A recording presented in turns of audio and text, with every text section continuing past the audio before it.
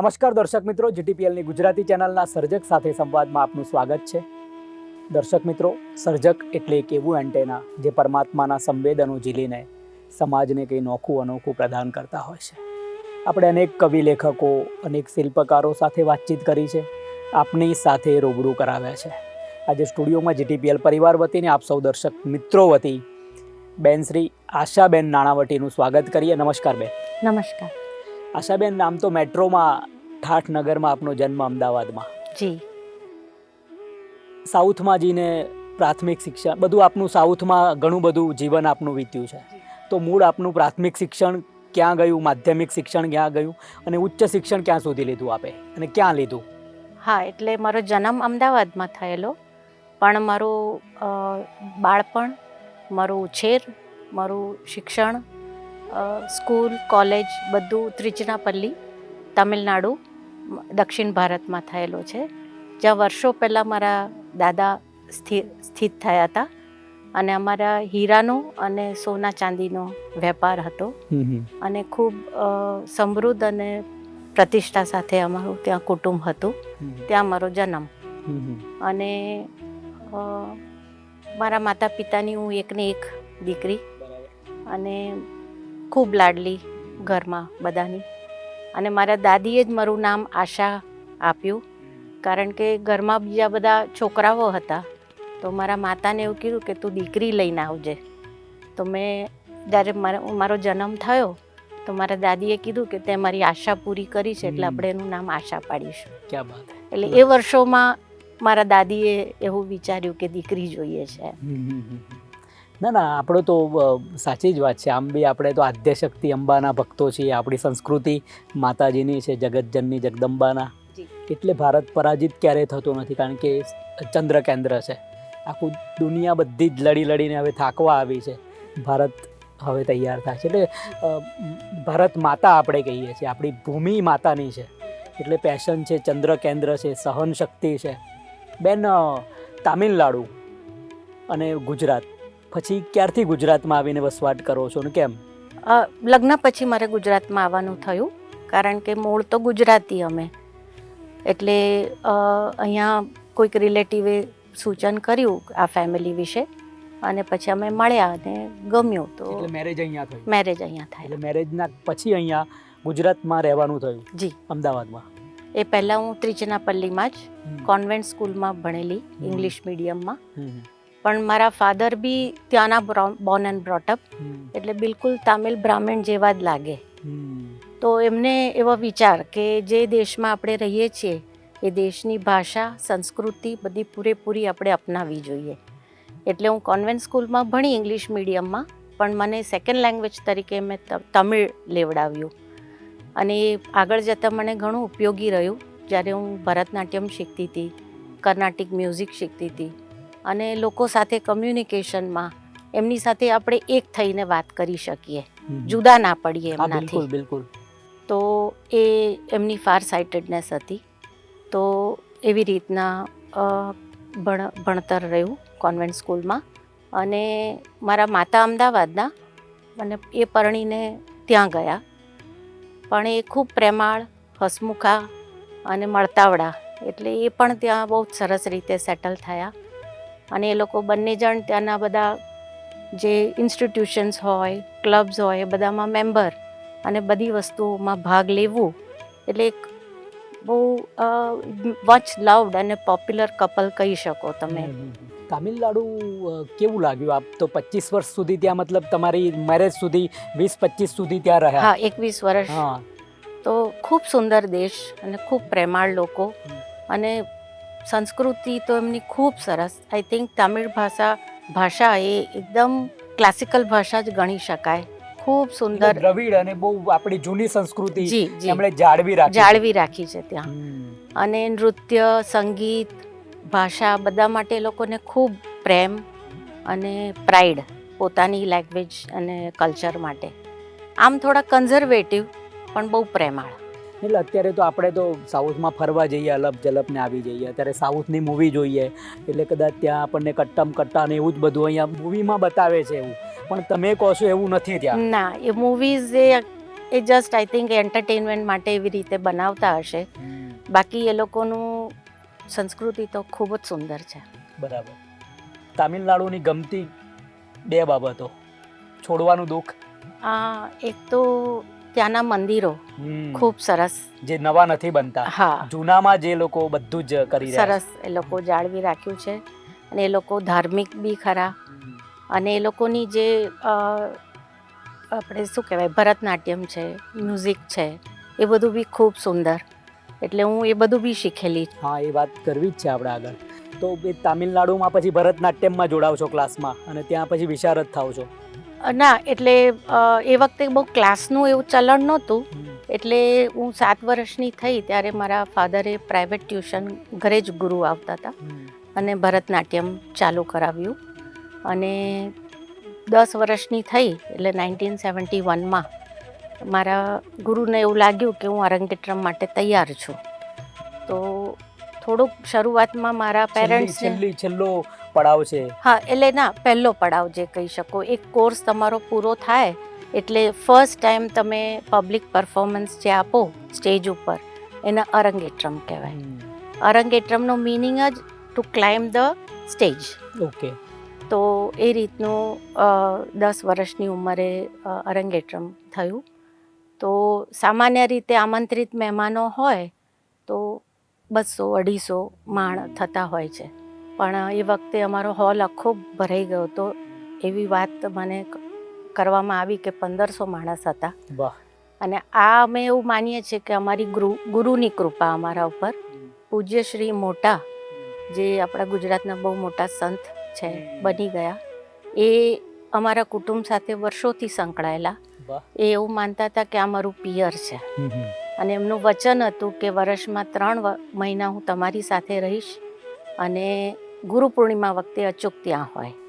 અને એમનો સૌથી પ્રથમ આશ્રમ નજીકમાં કુંભકોણમ કરીને બીજું ગામ છે, જ્યાં અમારો બીજી બી પેઢી હતી જે મારા કાકા સંભાળતા હતા. તો ત્યાં એમને કાવેરી નદીના કાંઠે સૌથી પહેલો એમનો આશ્રમ બનાવ્યો. એટલે એવું માનતા કે આ જે એક દક્ષિણ ભારતની ભૂમિ છે જે રિલિજિયસ છે, તો એમને બહુ ગમતું ત્યાં. એટલે વર્ષમાં એવી રીતે અમારી પાસે આવીને માર્ગદર્શન આપતા. અત્યારે કેવું છે તામિલનાડુમાં? તમારો પરિવાર છે ત્યાં અત્યારે? હા, એટલે હવે ફર્સ્ટ જનરેશન તો રહ્યું નથી, પણ બધા ભાઈઓ છે, પિતરાઈ ભાઈઓ બધા. અને એ જ રીતે આજે પણ ત્યાં પેઢી ચાલે છે, અને એ જ રીતે બધા રહીએ છે ત્યાં. જમીન બમીન બધું તમારું ત્યાં છે? હાજી, બધું. અચ્છા, અમદાવાદની ગમતી 2 બાબતો?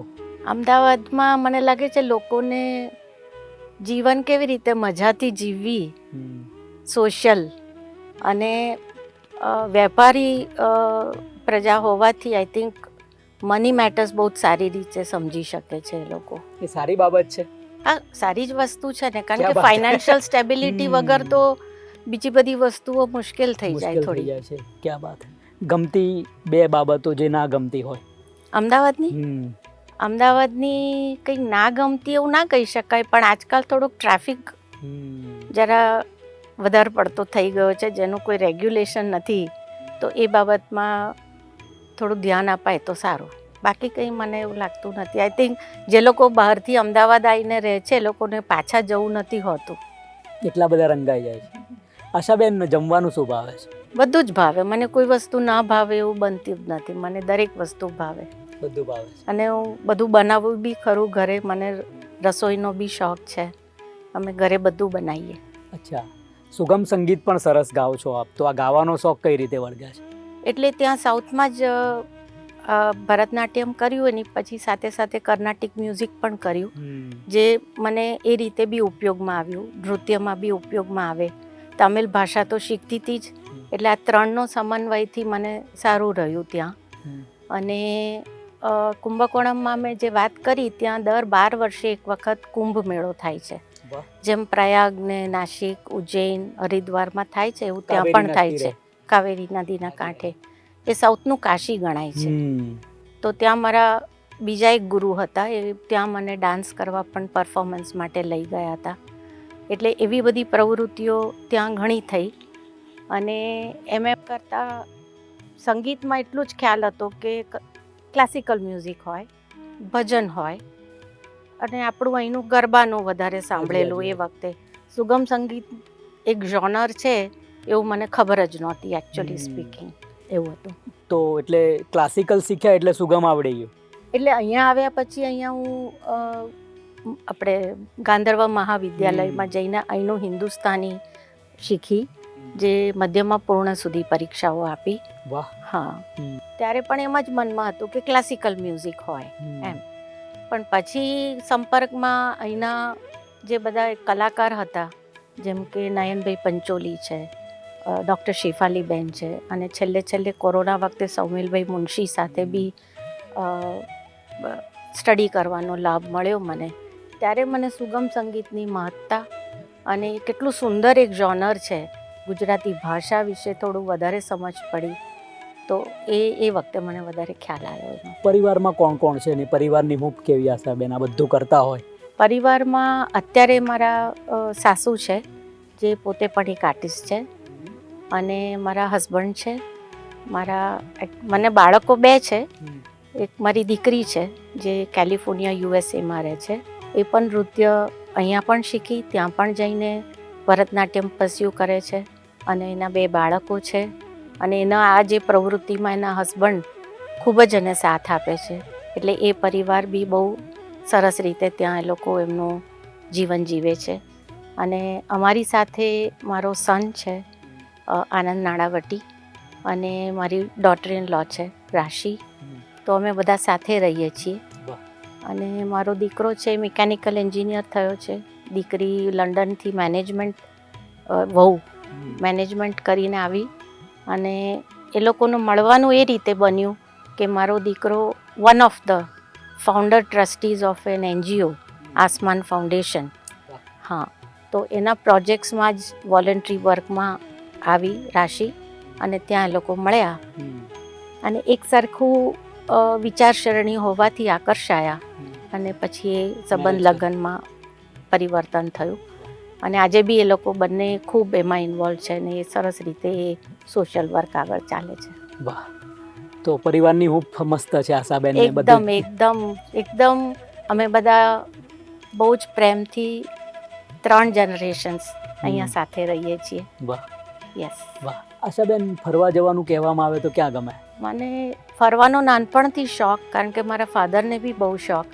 અમે Kanyakumari to Kashmir by road ગયેલા છીએ, અને 4 ધામ બી બાય રોડ કરેલું છે. એટલું બધું મારા ફાધરને ગાડી ચલાવવાનો શોખ.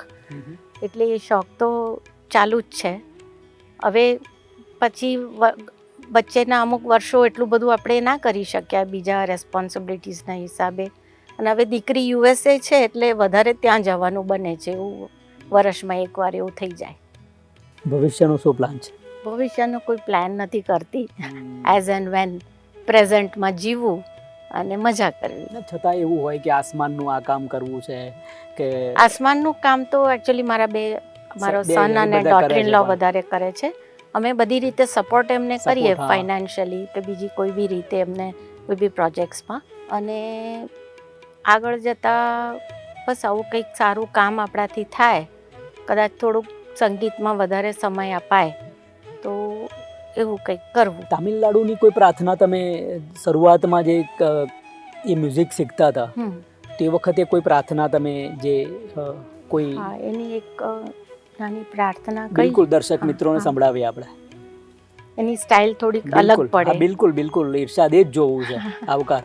શ્રી ગણનાથ સિંદૂરાવર્ણ કરુણ સાગર કરીવદન લંબોદર લકુમિઘરા અંબાસુત અમર વિનુત લંબોદર લઘુમિઘરા. આવી જાતનું હોય છે. તો આમાં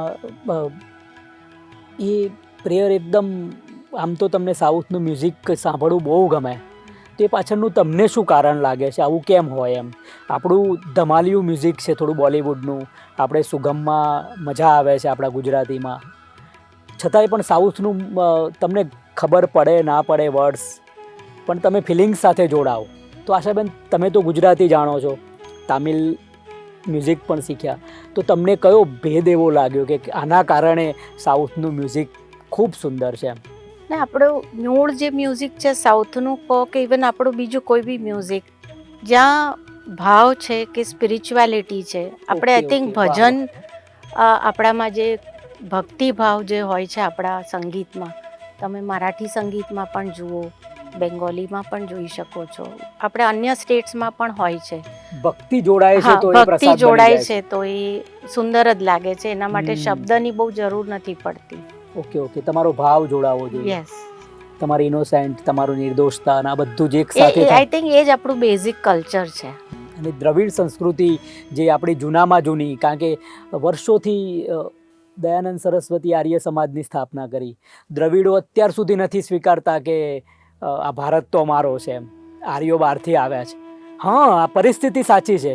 હિન્દીને અત્યાર સુધી નથી સ્વીકારતા. Sanskrit is our, I think may be થોડુંક પોલિટિકલ મિસઅન્ડરસ્ટેન્ડિંગના હિસાબે એવું બની શકે. બાકી તો સંસ્કૃતિ તમે ઓરિજિનલ તમે જુઓ, તમે એ જ રામ વિશે વાત કરે છે, એ જ કૃષ્ણની વાતો છે, એ જ ભક્તિ માર્ગમાં તમે જાઓ તો કંઈક જુદું નથી આપણને જોવા મળતું. પછી ઉપર છેલ્લી વસ્તુઓમાં આપણે જુદા પડવાના જ છીએ, કારણ કે આપણો દેશ તો એટલો બધો વિશાળ છે, દરેક સ્ટેટ જુદું જુદું એનું પોતાનું આગવી પર્સનાલિટી ધરાવે છે. પણ એ સાઉથ જોડે ઠોસ કારણો છે બેન, જે આપણી પાસે ઉત્તર પાસે નથી, અને એને વળગી રહ્યા છે, એમની સંસ્કૃતિને વળગી રહ્યા છે, એટલે એમનું લાંબુ ચાલે છે. આ એક મારું, અને મેં જાણેલું, મેં અનુભવેલું છે કે LFP સુધી હું ગયો છું. આશાબેન, બીજી એક વાત એ પૂછવી છે કે ગુજરાતી સુગમ સંગીત કે ભક્તિ સંગીત કયું ગમે ગાવું? ભક્તિ સંગીત તો ગમે જ આપણને, પણ આ સુગમ સંગીત મારા માટે નવું હતું. અને થોડુંક પહેલાં શરૂઆતમાં ગુજરાતી ઓછું ફાવે, એના હિસાબે એ એટલું બધું હું સમજી નહોતી શકતી. પણ ધીરે ધીરે આ બધા સરસ દિગ્ગજ કલાકારો સાથે સંપર્કમાં આવવાનું થયું ને એમના જે એક્સપ્લેનેશન્સ સાંભળ્યા, એ પછી મને લાગ્યું કે આ બહુ સરસ એક જોનર છે એમ. તો સુગમ સંગીત થોડુંક દર્શક મિત્રો સમક્ષ કોઈ ગમતું કોઈ ગીત, ગઝલ? એક ગીત. હાજી, ઇરશાદ. ઉંબરે ઊભી સાંભળું રે બોલવાલમના, ઘરમાં સૂતી સાંભળું રે બોલવાલમના, બોલવાલમના, ઉંબરે ઊભી સાંભળું રે બોલવાલમના. મણીલાલ દેસાઈનું અને અજીત શેઠ કદાચ એમનું કમ્પોઝિશન છે. જી. આશાબેન, આ સિવાયની કોઈ પ્રવૃત્તિ, એક તો ભરતનાટ્યમ કર્યું છે આપે, સુગમમાં ગાવ છો, આ સિવાયની કોઈ પ્રવૃત્તિ ખરી જે યાદગાર તમે જે કરી હોય કોઈ? જી, હું લગભગ 8મા ધોરણમાં આવી ત્યારે મારા સ્કૂલમાં NCC દાખલ થયું, નેશનલ કેડેટ કોર.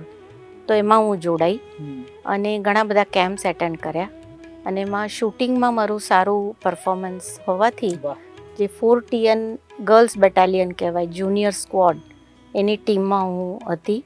અને કોયમ્બતુર ખાતે ઘણી ઇન્ટર બેટાલિયનના કોમ્પિટિશન થાય તો વી યુઝ ટુ રેપ્રેઝન્ટ, અને મને ટ્રોફી, મેડલ્સ બધા ઘણા મળેલા છે. અને ઓલરાઉન્ડ પરફોર્મન્સ મારું સારું હોવાથી આ બધા કેમ્પ્સમાં અને અલગ વિષયોમાં, તો જ્યારે 1976 રિપબ્લિક ડે પરેડ, આપણે જે અત્યારે ટીવીમાં રિપબ્લિક ડે પરેડ જોઈએ છીએ, એનું સિલેક્શન નવેમ્બર 75માં શરૂ થાય. તો અમારા બેટાલિયનમાંથી મારું નામ ગયું હતું. તો પ્રિલિમિનરી કેમ્પ એટેન્ડ કરી ચેન્નઈ ખાતે, ત્યાં હું સિલેક્ટ થઈ. એટલે પછી ફાઇનલ કેમ્પમાં ડિસેમ્બર 1975માં 1 મહિનાનું ટ્રેનિંગ હોય, એમાં પણ હું ગઈ. અને એમાં 4 વિભાગ હોય, બોયઝ, ગર્લ્સ, જુનિયર, સિનિયર. તો જુનિયર બેસ્ટ કેડેટ તરીકે હું સિલેક્ટ થઈ ટુ રેપ્રેઝન્ટ ઇન દિલ્હી. તો 1976માં દિલ્હી રિપબ્લિક ડે કેમ્પમાં હું આવી. મહિનાનો કેમ્પ અહીંયા હોય, અને 26મી જાન્યુઆરીએ જે પરેડ થાય છે એમાં ભાગ લેવાનો હોય, અને ત્યાં પણ બધા ઘણા કોમ્પિટિશન થાય. તો ઓવરઓલ ઓલ ઇન્ડિયા લેવલ પર મારો 4th નંબર આવ્યો. વાહ! અને એ વખતે ઇન્દિરા ગાંધી પ્રાઇમ મિનિસ્ટર હતા. ક્યાં બાત. ફખરુદ્દીન અલી અહમદ આપણા પ્રેસિડેન્ટ હતા. એમની સમક્ષ પરેડ થાય હમ, અને ઇન્દિરા ગાંધી સાથે એક ટી પાર્ટી ગોઠવાઈ. હમ. તો એ પણ એક એક્સપિરિયન્સ ક્યાં મળ્યો. બાત. Golden moment of life. યા આશાબેન, બીજી વાત એ પૂછવી છે કે આ બધું જ કરતા હોવ તમે, તો એવોર્ડ તો તમે કીધું કે મને ટ્રોફી ને બધી મળી આ એનસીસીમાં જોડાવાથી. કોઈ બીજા કાર્યમાં, ભરતનાટ્યમમાં કે એમાં કંઈ આપ પોખાયા હોય, કોઈ એવોર્ડ મળ્યા હોય તો એ અંગે થોડી વાત કરીએ. એમાં એવોર્ડ, સંગીતમાં. એમાં કશામાં એવોર્ડ તો ના કહી શકાય મારાથી, પણ ઘણી બધી જગ્યાએ ગાવાનું થયું છે. સંસ્થા દ્વારા કોઈ સન્માન થયા હોય. હાજી, તો એ ડૉક્ટર શેફાલીબેન જોડે શ્રીમદ રાજચંદ્રમાં એમના ભજનમાં અમે જતા. તો એ રીતે અમારું જે ગ્રુપ હોય એ લોકો સન્માનિત કરતા. પછી એવી જ રીતે ડૉક્ટર સત્યેનભાઈ સાથે બી ઘણા કાર્યક્રમ કરવાના થયા. બરોડા સમન્વય હવેલીમાં. ફાઉન્ડેશન સાથે દીપ્તિબેન સાથે પણ જોડાવશો આપ. જી, એમના તો એમના થ્રુ જ આપણે વડોદરા જે હવેલી છે હાજી હાજી. ત્યાં ભજન ગાવાનું, કે ઇવન કેલિફોર્નિયામાં એક હવેલી છે ઇરવાઇનમાં, ત્યાં કાર્યક્રમમાં ભજન ગાવાનું. પછી એવી રીતે અન્ય ફેમિલી પ્રોગ્રામ્સ હોય એમાં આપણે ભાગ લઈએ. એટલે એવો બધું કાર્યક્રમ કર્યા. કોઈ પર્ટિક્યુલરલી અવોર્ડ્સ માટે નથી ગાવા ગઈ હું, પણ નૃત્યની એક વાતમાં એક એક્સપિરિયન્સ તમને કહી શકું કે મારી ડોટર બી અરંગેટ્રમ કર્યું છે 1999માં. તો રૂચાબેન ભટ્ટની એ શિષ્ય હતી. તો એનું અરંગેટ્રમ વખતે એવું વિચાર આવ્યો કે કંઈક જુદું કરીએ આપણે. તો રૂચાબેને સૂચવ્યું કે તમે પણ અરંગેટ્રમ કરેલું છે, ભરતનાટ્યમ શીખેલા છો, તો એક બે ડાન્સમાં તમે જ એને સાથ આપો. તો એના અરંગેટ્રમમાં એવું બન્યું કે એક મા દીકરીનું પરફોર્મન્સ સાથે થયું, જે ઘણું એપ્રિશિએટ થયું હતું. આશાબેન, એવું કહેવામાં આવે કે ફેમિલી સાથે તામિલનાડુ વસવાનું છે, તો ચોક્કસ ગમે. ક્યાં વાત હે. સરસ. કોઈ પ્રશ્ન મારાથી ના પૂછાયો હોય, તમે પ્રકાશ પાડવા માંગતા હો? ના, બસ લગ્ન પછી વધારે મહત્વ ફેમિલીને આપવામાં આવ્યું. એટલે કોઈ વસ્તુ બહુ પ્રોફેશનલી ન કરતા, પણ નાવ એન્ડ ધેન જ્યારે બી તક મળી છે ત્યારે કંઈક ને કંઈક પ્રવૃત્તિ કરતી રહી છું. એમાં પૂજ્ય મોટાના પ્રાથમિક જે એમની લાઈફ છે એ હરિભાવ મેગઝીન બહાર પડતું હતું. તો ગુજરાતીમાં હોય ને તો આજકાલના બાળકો બહુ વાંચતા નહીં. તો મને એવું થાય કે આ મોટાની વાત કેવી રીતે એમના સુધી પહોંચાડવી. તો એમના એડિટર સાથે એવી વાત કંઈક થઈ, તો એમને કીધું કે આપણે ઇંગ્લિશમાં નાના નાના આર્ટિકલ્સ છાપીએ. બરાબર. તો પછી એ રીતે લખવાનું પણ મને બહુ ગમે. તો ઇંગ્લિશ ટુ ગુજરાતી, હા, English two Gujarati two English નાના આર્ટિકલ્સ એમાં મારા છપાયા છે.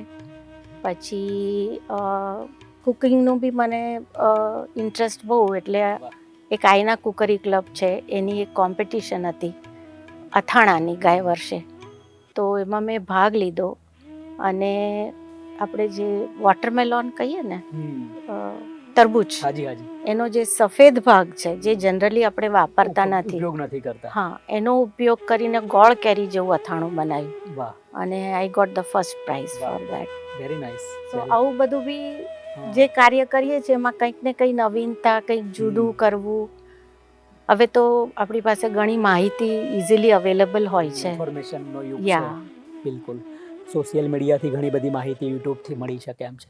આશાબેન, આજની બહેનોને, આપ તો 2-3 રાજ્યોમાં વિનતા અમદાવાદમાં છો, તો આજની બહેનોને, સ્ટ્રગલ કરતી બહેનોને, ભરતનાટ્યમ નૃત્ય શીખતી, સાહિત્યમાં સંગીત શીખતી, ગાતી આજની બહેનોને આપનો સંદેશ શું કરવું જોઈએ? પેશન. યસ, પેશન હોય તો જ આગળ વધી શકાય ને. આઈ થિંક અત્યારના જે જનરેશન છે, હા, અત્યારની જે જનરેશન છે એ ઘણી ડેડિકેટેડ હોય છે. અને એમને જે કરવું હોય છે એ કામ બહુ જ એ લોકો પેશનથી, અને જે ઓપોર્ચ્યુનિટી મળે એ સીઝ કરીને એ લોકો કરતા હોય છે. અને I really admire this generation, એવું હું કહી શકું.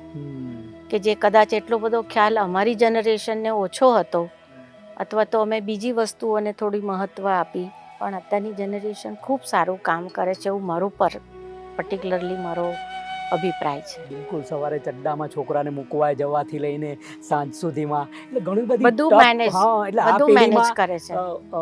એટલે મારી પેઢી એમ માનો કે અમે મમ્મી પપ્પાનું અમારે સાંભળવું જ પડ્યું છે, અત્યારે બાળકોનું અમારે સાંભળવું પડે, એટલે અમારી જે આપણે પેઢી છે સેન્ડવિચ જનરેશન હા, એટલે અમે કહેવાય. ખતરનાક એરામાં જન્મ્યા છીએ અમે, પણ મજા આવે છે.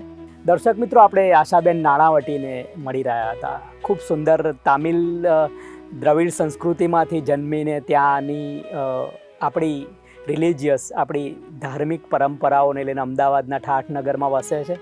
બસ એમનો સ્વભાવ એ જ છે, રિલિજિયસ સાથે સરસ રીતે સંકળાયા છે. ભરતનાટ્યમની સાથે સાથે સુગમ સંગીત, ભક્તિ સંગીત, દીકરો અને દીકરાની વહુ બંને આસમાન ફાઉન્ડેશન ચલાવે છે. આસમાન સુધી જાય એવી શુભેચ્છાઓ આપીએ. અને આ એક સેવાનું કામ છે અને હોવું જોઈએ. જો તમે તમારા મોઢા પર હાસ્યની કોઈ લકીર આવતી હોય તો હંમેશા તમે કંઈક કરો છો ને પછી ભૂલી જાઓ છો તો પરમાત્મા પણ ખુશ થાય છે તમારાથી, અને આખી દુનિયામાં હાસ્યના સ્પંદનો જે છે એ થોડા વધી જતા હોય છે. આપણે દરેકે આ કરવું જોઈએ. જીટીપીએલ પરિવાર વતીને આપ સૌ દર્શક મિત્રો વતી આશાબેન નાણાવટીનો સ્ટુડિયોમાં આવવા માટે આભાર માનીએ. આભાર બેન. તમને અને જીટીપીએલને મારો આભાર.